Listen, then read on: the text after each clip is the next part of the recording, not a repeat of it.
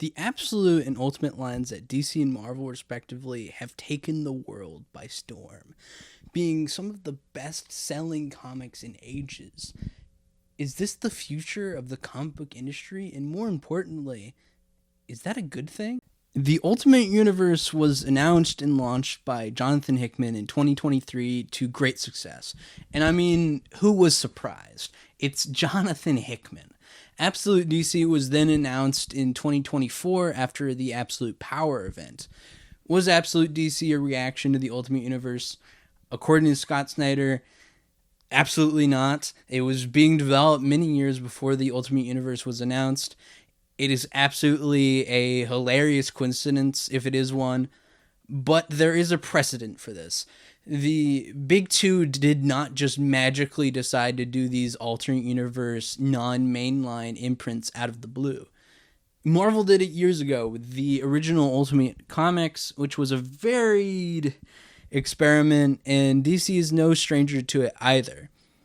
I mean, DC is the king of full-on reboots and, in the form of post-crisis, New 52 and so on, but also non-canon books like All-Star Superman, Dark Knight Returns, All-Star Batman and Robin, even the Earth 1 books, and also Elseworlds in general. DC loves their multiverse, but there isn't just precedent within what the Big Two is published in their histories, but also precedent in the greater sphere of comic books right now. The comic book industry is struggling. There's everything with Diamond Distribution, the fact that so many veteran comic book creators are either suffering financially currently or suffered too much in the case of one Peter David, despite all of these comic book movies thriving and making buttloads of money on the backs of these stories and said creators. This is not even mentioning the fact that the comic book industry is always struggling perpetually because this is a print medium in a digital age. A common complaint or reason for this struggle is the barrier to entry because there is so much history behind these characters, which means so much to read, and to try and to dive into modern comics right now feels impossible. So what's the solution? Create a brand new universe that's streamlined and starting right now, ready for people to hop on. But there was something more to these new imprints. The way it was announced, the masterminds behind it, and the emphasis on something bold, something new, something fresh. I was never more excited. There was also a commonality between Absolute and Ultimate, and it was a grand meddling force that sought to tear away the very elements that created our greatest heroes to form these new alternate universes. But somehow, against all odds, the symbols, the hearts, the souls of these characters remained. What could be more fresh than that? And a lot of it is. So why do I feel so empty? I haven't read a lot of comics in a minute, partially because I've been so busy making them. But one thing I kept my eyes on was the Absolute and Ultimate books, especially since the conversation online has been more alive than it has been in a long time, and extremely positive. Of course, there are things that people have goofed on, like the insanely huge bat symbol that really doesn't read like a bat at all, but works for me in an absurdist way, or people slightly lampooning the negative zone moment with Doom. But all in all, people have fallen in love with these books, and the love is really nice to see. And as far as these books go, I think the majority of them are good, sometimes even great. I mean, really consistent quality superhero books. The ones that hit the most for me is Absolute Wonder Woman, Absolute Martian Manhunter, The Ultimate X-Men, and The Ultimates. Let's dive into it. First, let's take a look at Absolute Wonder Woman. Let's not lie, the character of Diana Prince has been in dire straits for a hot minute, whether it's casting a staunch Zionist and former IDF soldier as the character in film, and the second film of hers crashing and burning with the rest of the DCEU, or being written horrendously by Tom CIA King.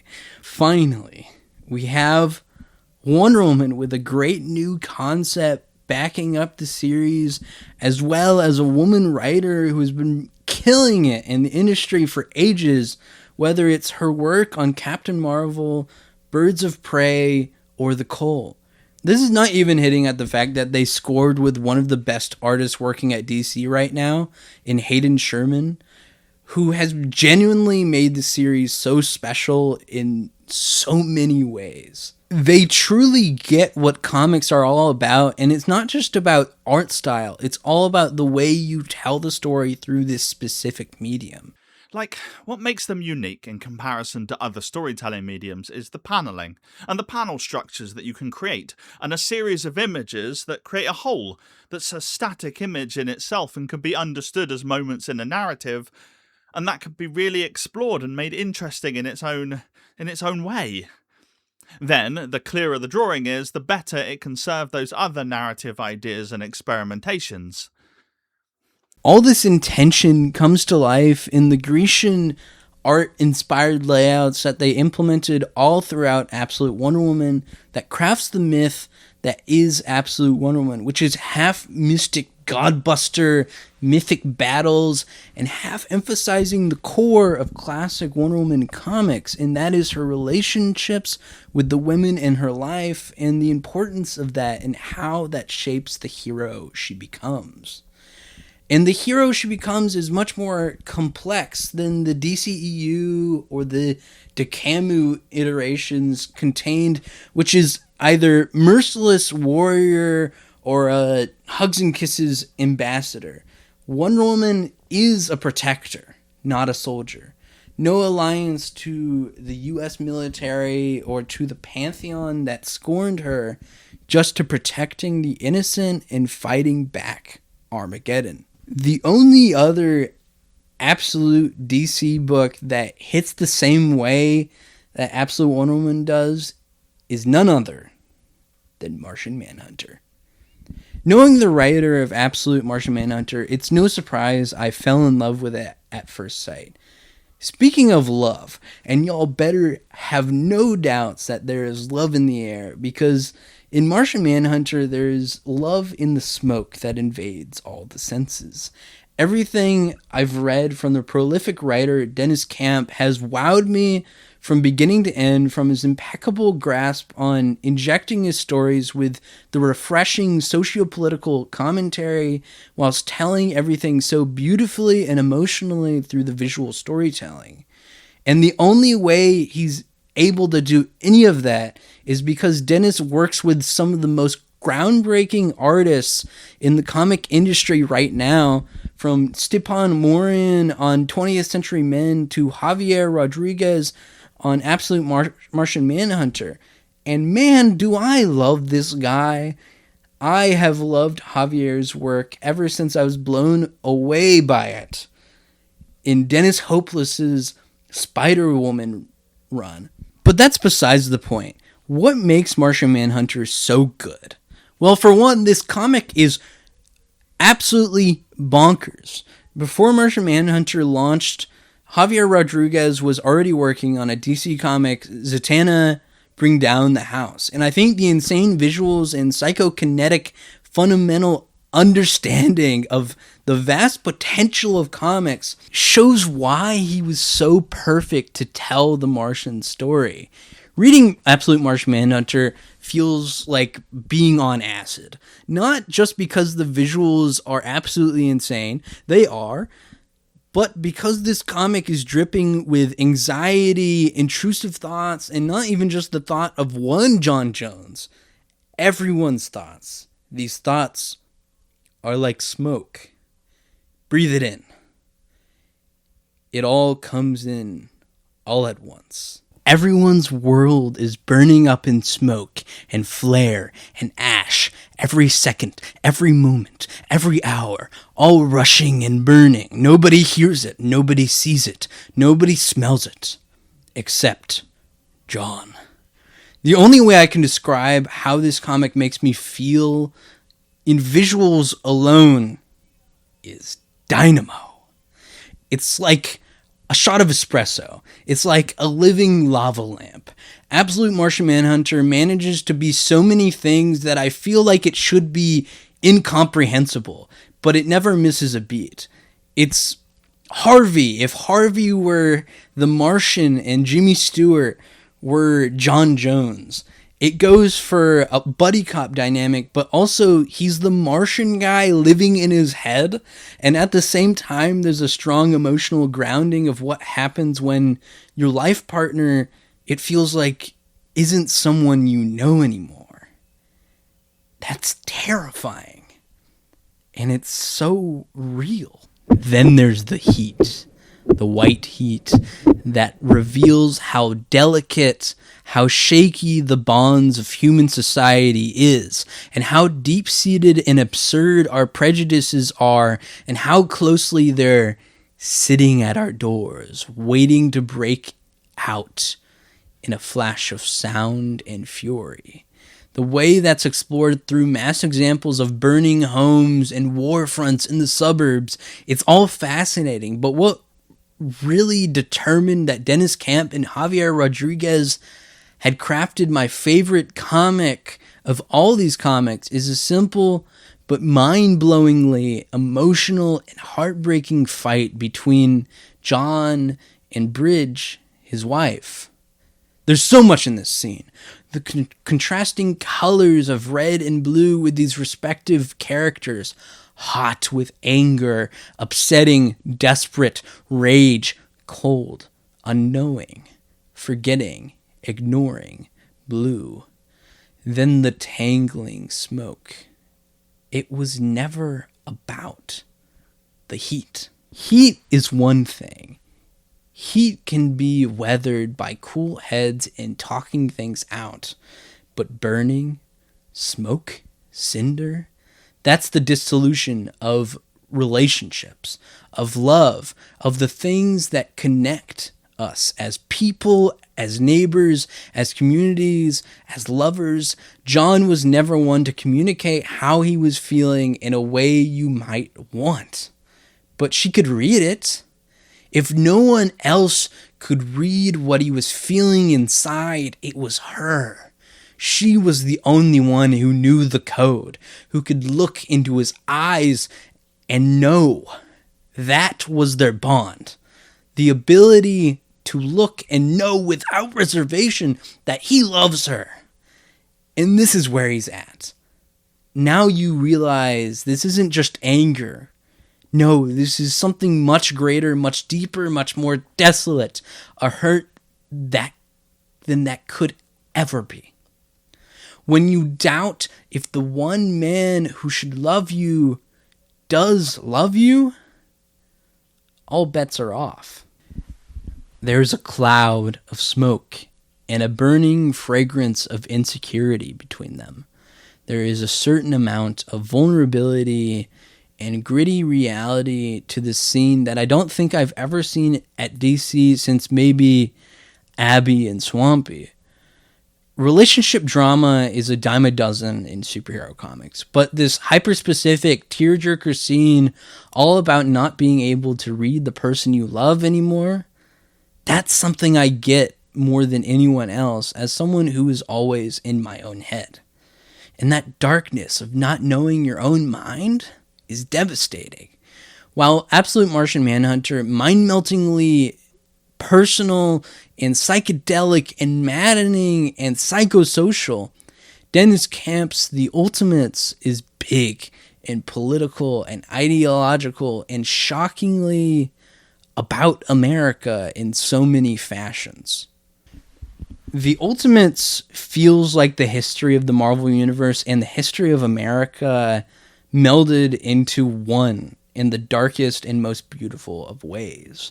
The Ultimates is about America, the capitalists, the greed, the imperial state that controls and suffers. but it's simultaneously about America. The freedom fighters painted as terrorists, grassroots heroes fighting back, freeing one damaged person at a time by giving them the tools of self-actualization.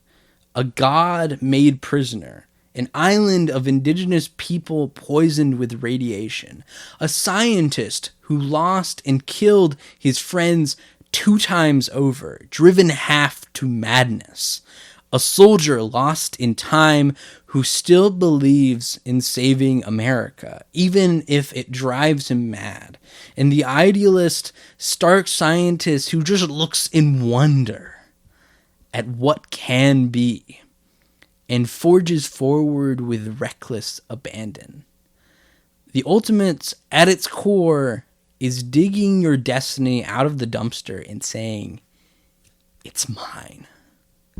What I love so much about The Ultimates, and what it gets more than most superhero books in the past decade, is how contradictory all of these characters are, from the billionaire playboy scientist shellhead to the neurotic but ultimately loving husband and dad to Americanized symbol of fighting fascism. Superheroes live in contradiction, and what superhero books typically get wrong is obscuring those contradictions so these power fantasies are more comfortable and comforting to read. But Dennis Camp says, let's sit with it. In fact, let's go further. Let's put them on full display and say exactly what the media would call the Avengers in the real world. Terrorists. Let's exhibit our heroes and extrapolate what they mean, are, and breathe in every black, white, and gray detail. And that gets me to the Luke Cage issue. Issue 9 of The Ultimates, entirely set in prison. The comic is broken into a 9-panel grid to simulate the prison bars. We go back and forth from 2024 to the progressing years of Cage's imprisonment. At first, it was supposed to be 1 year in jail for a crime, who knows what. What does Cage do in those years? He reads, he organizes, he articulates the struggle he's found himself in, and by the end of the story, when Iron Lad offers him a way out, a way of escape, he says he can do more good on the inside. It reminds me of the life of the revolutionary civil rights activist and writer James Baldwin, who went to Paris in the 60s, and after he returned home, many people asked him, prodded him, interrogated him about his reasons. So you don't agree then? I mean, when people say, oh, it's okay for him, he's escaped. What have I escaped? Where, anyway, would I go to escape? To your country?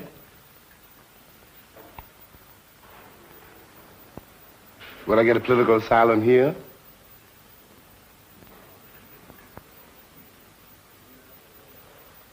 Where would a fleeing black man go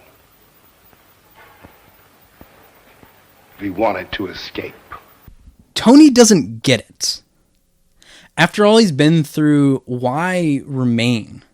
What he suffers drives him to make sure that everyone is free. All power to the people. No one is free until everyone is. That's power to the people, man. Then finally, the thesis of the Ultimates laid bare. Originally, when the Ultimates went to fight Banner, they died brutally, not just Tony getting injured near death. Everyone. But Doom traveled back in time to save them despite Tony saying no to more time travel. Tony reveals this to the whole group. Doom explains he needed to do something. Yes, he's willing to go back in time to save his family at the cost of himself. Inaction is impossible for him, and what they're doing as the Ultimates isn't working either. Doom's speech is really important here, especially with how it's presented, because with the white space behind him and perspective shooting back at us, textually it's Doom talking to the Ultimates and Dennis talking to us, calling for radical action and imagination. Tony says, okay. He trusts his friend. He just wanted to be there to be a dialogue amongst the Ultimates altogether. Then Steve comes into it and says, Doom's right, that it's not working, but that looking to the past is not the solution either. He humbles himself in the process. He's been thinking like a soldier, which isn't what we need. He redirects to the conversation to America Chavez and Luke Cage as people they should look to for the way forward. The Ultimates is no army, no war council, no team, no ivory tower, no leading visionary. Start bottom up. Pull perspectives. Combine strategies, and the best will win out. Most importantly, outreach, because the Ultimates are not a team, not an army, not gods. They are a movement. I've always had a penchant for the weirdos. I've talked about how much I love Swamp Thing many times. I love Doom Patrol in its many forms, especially Morrison's rendition. A little corner of comics that has almost always captured my imagination is the mutants at Marvel. Whether it's an allegory for, black folk, queer people, or any other underrepresented and discriminated group under the sun, there's something to the stories you can tell through the mutant allegory, even if we've lost the plot of how to do that right. X-Men is in a weird place right now. I don't know if it's more editorial or more the writers on the book, but X-Men is kind of stuck in this limbo in between the X-Men 97, the status quo, and the Hickman saga that changed things forever. And then there's this messy middle place where you have white mutants preaching equality to a Muslim girl from Jersey, and the editorial is making all kinds of nonsense excuses for not having prominent black characters in their books. This is all the backdrop of where these characters, this corner of the Marvel Universe, and this classic idea sits. But at the end of the day, when the Ultimate Universe was announced, there was nothing I was more excited for than the X-Men story. Now, I didn't exactly know what I'd be getting, but I do know that what I've loved most in mutant stories at Marvel, and it's always been New Mutants by Chris Claremont and Bill Sienkiewicz, which I own in classic graphic novel form, which highlights the two great potentials of a great mutant story: the sociopolitical allegory of the mutant and all the drama that comes with that. Specific kind of drama in New Mutants was created through razor sharp-edged horror, a horror deeply rooted in the psyche and those things we regret in our deepest, most secret corners of our mind. To be specific, the Jungian archetype of the shadow self. A lot has been written about the shadow work, and the rest of Carl Jung's work relating to personal psychology. So much so, I've taken direct inspiration from it for the comic I'm writing, Sagittarius.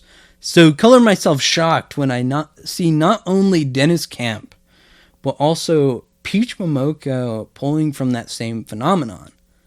What is the shadow?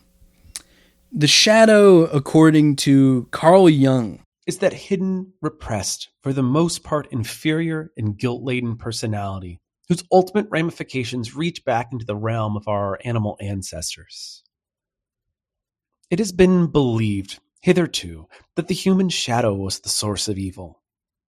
It can now be ascertained on closer investigation that the unconscious man, that his shadow does not consist only of morally reprehensible tendencies, but also displays a number of good qualities, such as normal instincts, appropriate reactions, realistic insights, creative impulses, etc.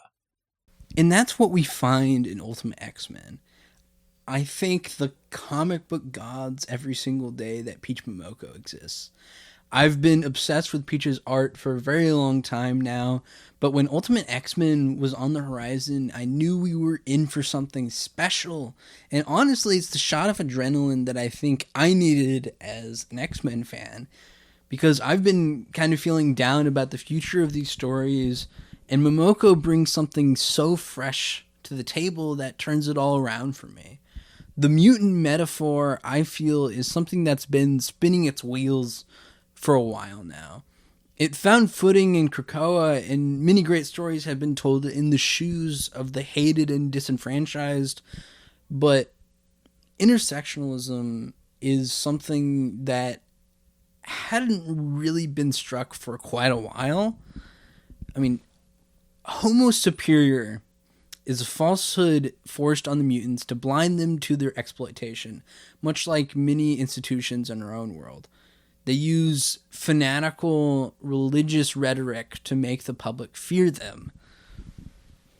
And they simultaneously brainwash them into being their children, their army.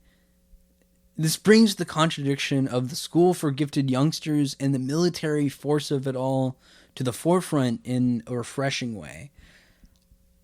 I am tired of the special school, and ironically, Momoko placing mutants in a normal school weirdly feels revolutionary and fresh in a way that it shouldn't.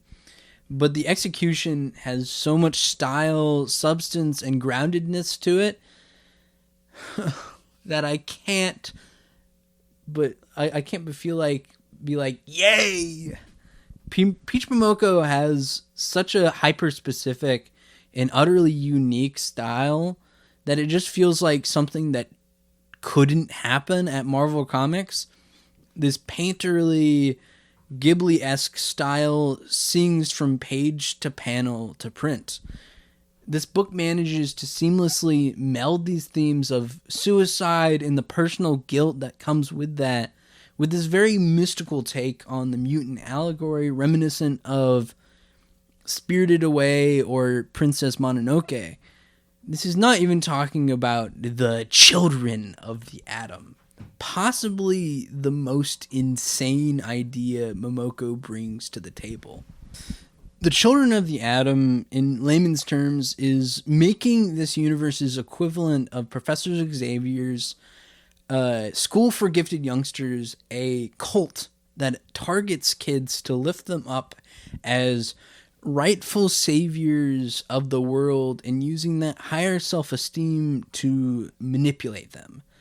Another key tool that Momoko uses to tell this story and weirdly ground it in reality despite how fantastical this book is the way she uses social media to communicate danger of exposure to the main characters, as well as making it all feel a lot more real.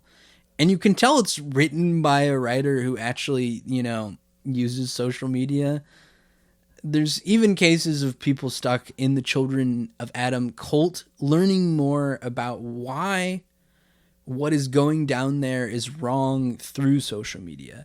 The more you're socialized with the rest of the world, the more you realize what ain't right. Cultish manipulation only works in isolation. Also, I gotta say, with how extremely far away from any kind of naturalistic house style Peach Momoko is, it works in the favor of superhero storytelling in every conceivable possible way. There's this fluidity to the way she paints these pages that makes it feel out of this world, yet so alive. And snap! An even bigger problem is when the truth of the Children of the Atom comes to light, the media immediately then conflates all mutants as the same. Powerful and dangerous. The cult preyed on vulnerable kids who were scared about who they are. And now the cult has put all the ammunition the world would ever need to harm them. Then the media swarms in. The social media conversations, hysteria. Some people understand they were just looking for belonging. Some people see it as it's just the cult wanting to harm people. Some people are scared of them as just another other. Moko perfectly frames this manipulated, vulnerable people, a whole ethno group of people set to take the fall, as a monolith. Not too different from what's going on in the States right now. There's just so much in this book. It has so much to say about how the mutant has changed and grown, and how much it needs to change and grow, as well as being able to talk about the idea of extremism not being an indicator of a monolithic evil, which is way too relevant today with what the Palestinian people are suffering in Gaza. So many people are so willing to wear the trauma of others for their own gain. That's what Kageyama did. That's what the Master did. Heck, Yukio, as young and naive she is, absolutely doing that for the sake of the views on her streams. Kageyama wanted Hisako. He was a lonely, isolated kid with a creepy obsession. The Master wanted an army and a prophet, so he took the trauma, fear, and isolation of a bunch of kids who were different and radicalized them. And Yukio, she was more than willing to put all the pain on display for all to see. Click, like, share, and subscribe. Peach Momoko is resolute in one simple idea. The words we say have meaning, have impact. Whether it's to show the people in our lives we care about them, or it's to put one small but powerful and terrible slight to make a young boy think his life didn't matter. So Hisako's friends show up for her and show her that they love and care about her, especially May. And that love convicts her to face the music and correct her own mistakes. And I can say this since this story is over. Since the Ultimate Comics are over. While we did not get the full resolution, these stories did not get their full day. And that is a depressing. It's depressing. And, you know, I don't know what profound thing there is to say about that. As it is said for now, this was supposedly the intention of the creators. And if that's the intention of the creators, you know, all the more power to them. If it isn't, that makes me very angry, and I'm very, very depressed about it. But in the end, Peach Momoko built this beautiful love story mixed with this like social atmosphere of fear and propaganda and the dangerous power of mass information, and most importantly, the fact that a bunch of rebellious kids can win the day. These books left me feeling so inspired. But after the rest of them, why do I feel so empty? I feel so guilty about making this video because I love comics. I really, really love comics. And as you've seen, so much passion for these books, but there's something hanging all over all of this that just leaves me feeling gutted. And it deeply hurts that I can't unflinchingly love on all of this because I make comics now. So it hurts. even more to criticize these writers and artists, but because I do what I do, it won't stop nagging at me. When I heard the announcement of the Ultimate and Absolute universes, I was positively giddy. And to say I was positively giddy about anything in the superhero realm today is a miracle, to say the least. To say I'm a bit burned out would be an understatement. The MCU has been writing checks their so-called content can't cash, day in, day out.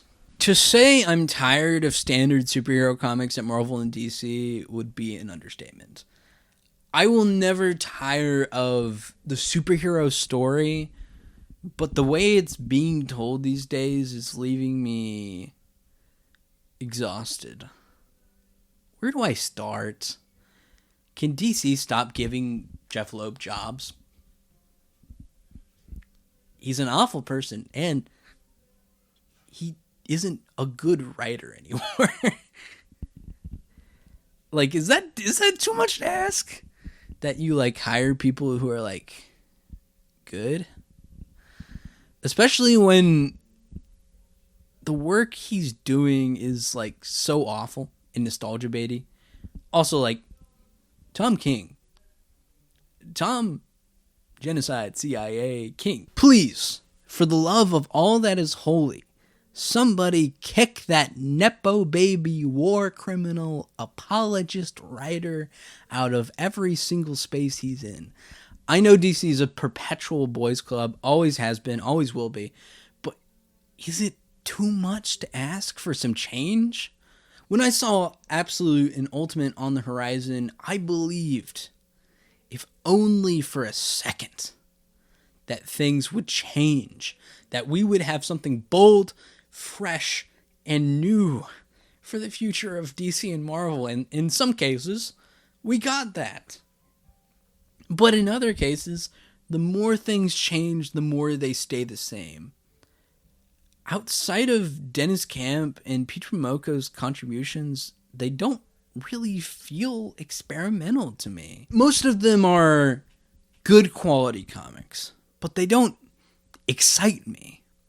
And most of these picks for writers are very easy, conventional picks. Not saying all bad, but easy.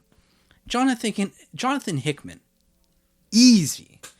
Jason Aaron, easy. Kelly Thompson, easy. Scott Snyder, so on.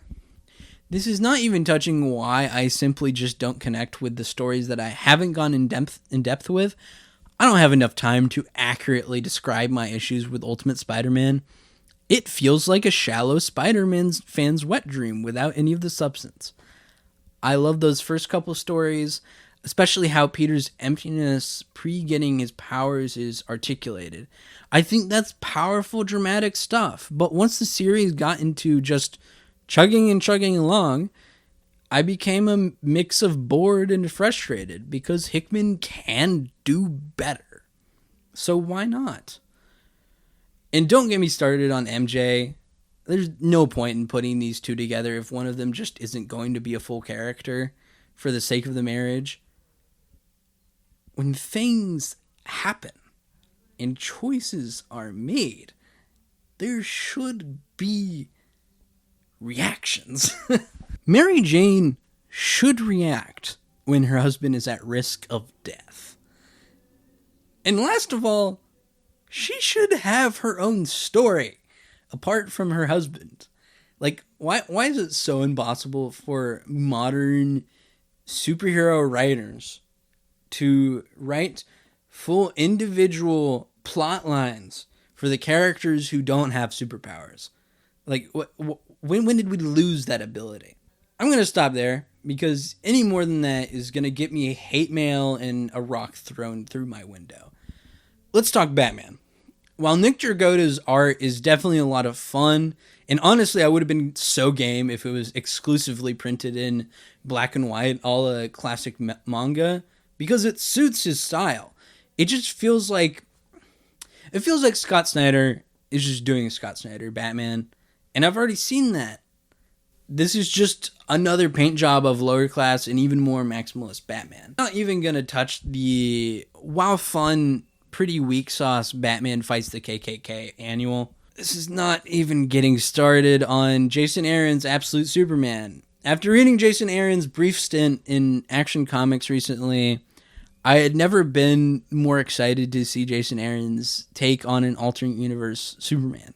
And I cannot express how disappointed I am. It has very promising ideas. It has the aesthetics and ideas of a back-to-basics champion of the oppressed Superman. But Aaron is so obsessed with the big picture and needless plot twists that all of the interesting things that could be explored and pushed farther on aren't. Also, why do you have to take Superman and write a Orientalist, I'm scared of the Middle East radical story, Jason Aaron?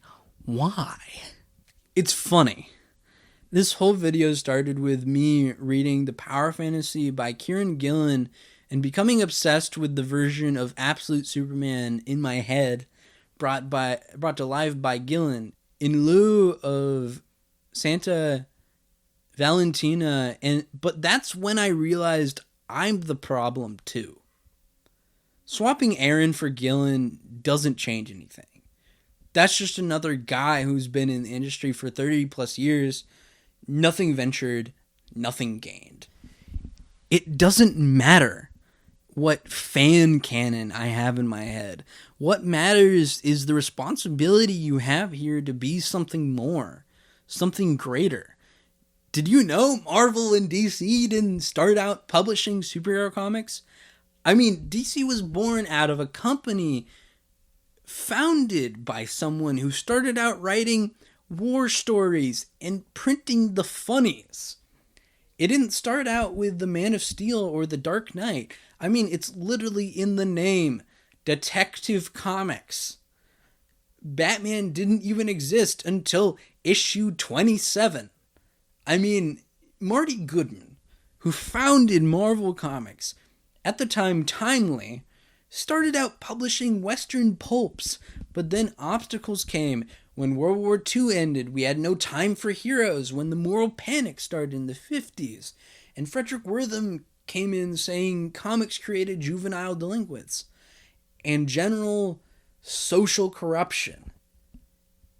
And that's when the genre, not the medium, that's when the genre was flattened. Something crucial happened that day, and it was artists making concessions for conservative corporations, conservative professionals. It's a microcosm of an even greater problem that has just spread and spread in small and bigger and more harmful ways that we're seeing now. Superheroes are big and flashy. And oh wait, they can sell bigotry too, don't you forget. The Japanese are enemies without reservations, so they gotta be scary. They gotta be inhuman. The Russians are our enemies without reservations, so they gotta be scary. They gotta be inhuman. And the Muslims, the immigrants. Then, we can't have those DEI ideals. Not that. No, the superhero ideal has to be flattened. Simple can't change minds, can it? No. Simple fast food entertainment will keep the public at bay, keep them docile and happy. Most importantly, docile. Can't have them asking questions, can't have them reading, just the bright pictures. But not bright enough.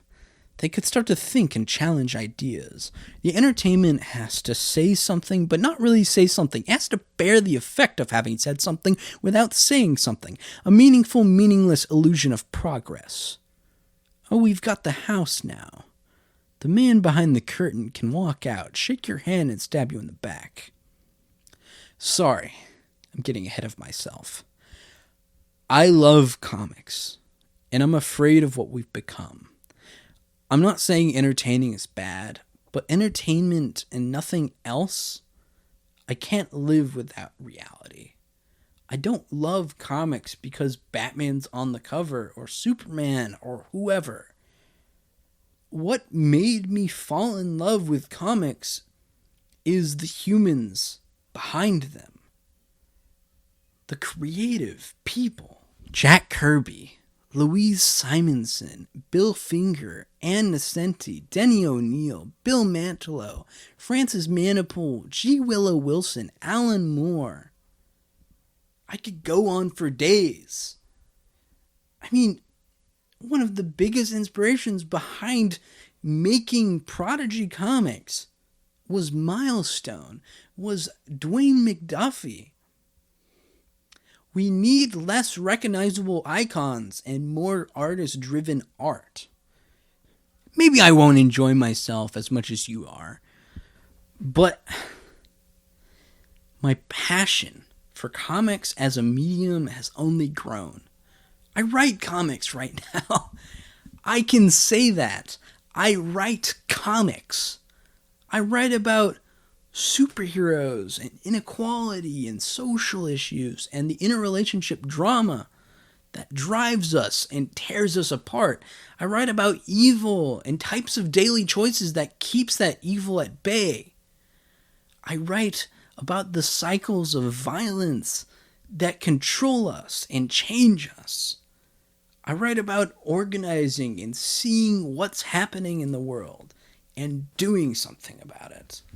I write comics because of Denny O'Neil and Neil Adams, because they made me believe in a good, but ultimately complicated man who took all the pain and trauma welling up in his heart and turned into the sheer force of will to make wrong right. I write comics because of Alan Moore, Stephen Bissett, and John Toddleben, because they made me believe comics could make you think, could provoke emotion, that comics could change the world, that just because literature is a different medium, comics aren't any less. The comics could challenge you. Finally, G. Willow Wilson and Adrian Alfona saved my life with a nerdy Muslim girl from Jersey who made me believe I could keep being me and not hate myself. That good isn't a thing you are. It's a thing you do. I hope you get something good out of this video. I hope you don't take me as a hater or a gatekeeper or any of that. I just love comics, and I know in my heart that we could be doing more. What I know is that Marvel and DC, as the oldest, greatest comic companies in America, you have the responsibility to foster, care for, and push forward the next generation of comic book creators, because without writers, pencilists, inkers, colorists, letterers, and everything in between, there is no comic, there is no superhero, there is no DC, there is no Marvel, and that is the absolute truth.